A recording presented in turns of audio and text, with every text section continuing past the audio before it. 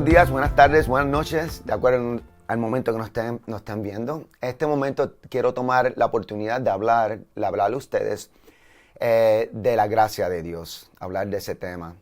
A medida que nos acercamos a unos textos bíblicos que voy a presentarles, quería hacer un comentario de apertura. Uno de los términos más conocidos en el mundo social es el término estrella y se usa constantemente y se refiere a esos individuos que son famosos, sea ya en las películas o en los deportes. El mundo los llama estrellas. Todas estas personas son etiquetadas como estrellas cuando logran cierta preeminencia. Estas son las estrellas del mundo, que el mundo considera estrellas. Y la mayoría de los casos, si te pones a pensar, son estrellas caídas. Digo caídas porque en el sentido espiritual, básicamente no son creyentes. No son las verdaderas estrellas según la definición de Dios. Escucha lo que dice en Daniel capítulo 12, verso 3, lo siguiente. Y los que tienen perspicacia o sabiduría resplandecerán como el resplandor de la expansión de los cielos y los que guían a la multitud a la justicia, como la estrella para siempre y para siempre. Lo que el Espíritu Santo nos dice aquí en este verso es que aquellos que tienen sabiduría divina, doctrina, aquellos cuya sabiduría divina les permite ver a través de la pecaminosidad de su propia generación malvada para seguir el camino y la justicia de Dios. Y luego, más importante, es que los que conducen a otros a la justicia son verdaderas estrellas. O sea, esos que llevan a otros a la justicia son la verdadera estrella. Los que conocen la doctrina, tienen perseverancia y sabiduría. Aquellos que viven esa doctrina en una vida obediente y que así guían a otros a la justicia, son las verdaderas estrellas de Dios. Y usted me puede estar preguntando, pero Tino, me viniste a hablar a mí de gracia, la gracia de Dios. ¿Qué tiene que ver esto con la gracia de Dios? Bueno, la razón por la cual este concepto es tan importante en el asunto de la gracia salvadora de Dios es que porque cuando vives una vida, y le estoy hablando a aquellos que son creyentes, cuando tú vives una vida que exalta la palabra de Dios y silencia a los críticos cristianos y exalta la gloria de Dios nuestro Salvador y guías a otros a la gracia salvadora de Dios, entonces es cuando estamos ejecutando nuestra labor como iglesia. Ahora, obviamente, el tema que quiero recalcar hoy es que Dios es un Dios salvador. Y el mensaje principal que Él quiere comunicar al mundo es que Él puede salvar, de que Él salva. Pero lo primero y más importante que debemos recordar es que la forma en que Él comunica esa gracia salvadora es a través de las personas salvas. En otras palabras, la iglesia.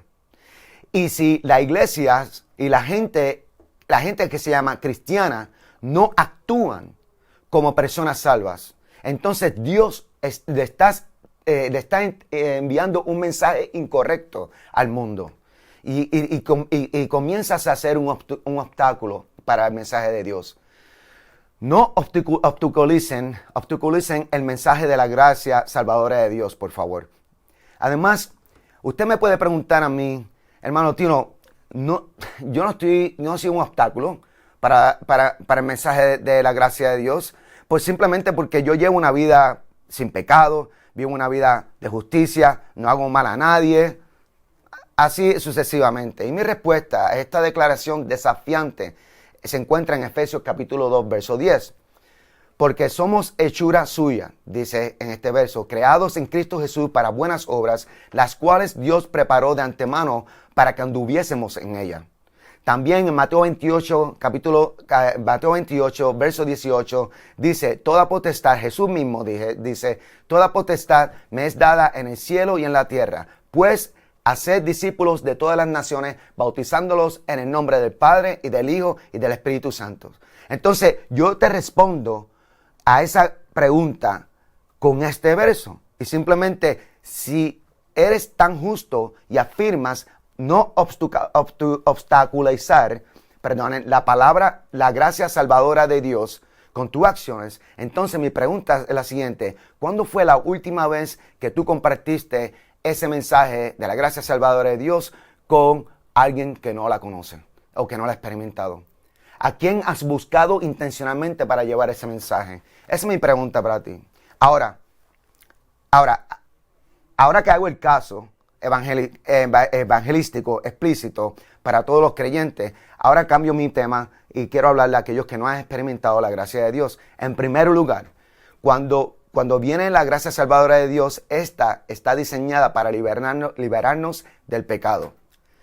En Tito capítulo 2, verso 11 dice: porque la gracia de Dios se ha manifestado para la salvación a todos los hombres. Ahora bien, esta declaración simple y directa está diciendo que la gracia salvadora rescata a los pecadores de la inevitable venganza, el juicio y la ira de Dios. La palabra salvación significa simplemente rescate. Cuando usa esa palabra rescate, obviamente estás hablando de salvar a alguien de un destino muy cierto, y normalmente un destino de mortalidad, la muerte espiritual. Entonces, la gracia de Dios aparece para rescatarnos a todos de la muerte espiritual. La Biblia dice que el alma que pecare no vivirá. La paga del pecado es muerte, dice la palabra de Dios. Jesús dijo: moriréis en vuestros pecados, y donde voy yo, vosotros no podéis ir jamás. Las escrituras hablan del infierno, hablan de un lugar de ardor, de fuego incesante e impecable. El fuego que nunca se apaga, un lugar donde todos los gusanos devoradores, las larvas, nunca mueren. Ni el lloro y los gritos jamás cesarán, dice la palabra. Es un lugar de horror. La gracia salvadora viene con el propósito de salvarte de ese lugar, de ese destino. Eso es rescatar a los pecadores del infierno, liberarlos de la maldición que viene a través de la maldición que pone Dios a este mundo, al juicio eterno. Las personas que se salvan es porque creen, y los que se pierden es porque no creen. El alcance de la expiación no es el problema aquí. El problema es tu decisión. Entonces, la gracia salvadora, en resumen, aprendimos que la gracia salvadora de Dios debe predicarse a toda creación, toda criatura y a todo humano. ¿Cómo encaja Dios en su soberanía, sus propósitos electivos y los límites que Él estableció para la eficiencia de la expiación? Ese es su problema y no es el mío. Mi trabajo es llevar la palabra y ejecutar la dirección del Espíritu Santo sin ninguna pregunta hecha. Entonces, la gracia salvadora apareció en la encarnación para rescatarnos de la ira, del juicio, el infierno que está pendiente sobre los salvos, sobre los que no han sido salvados. Y Dios diseñó eso para que el mundo pueda salvarse. Y el punto que hace Pablo en Tito es: mira, si nosotros como iglesias vamos a ganar el mundo, tenemos que demostrarle al mundo que somos personas rescatadas. Por el otro lado, a los incrédulos les dejo con este mensaje. Recuérdense que no podrán evitar la muerte eterna, al menos de que conozcan y experimenten la gracia salvadora de Dios. Dice en Romanos capítulo 10 que si confiesas con tu boca Jesús como tu Salvador y crees en tu corazón que Dios lo rescató entre los muertos, que lo levantó entre los muertos, serás salvo. Esa es la salvación. Nada más que eso. Cree en Jesucristo, llévalo en tu corazón y sé salvo. Acepta la gracia que es gratuita. En el nombre de Jesucristo. Amén.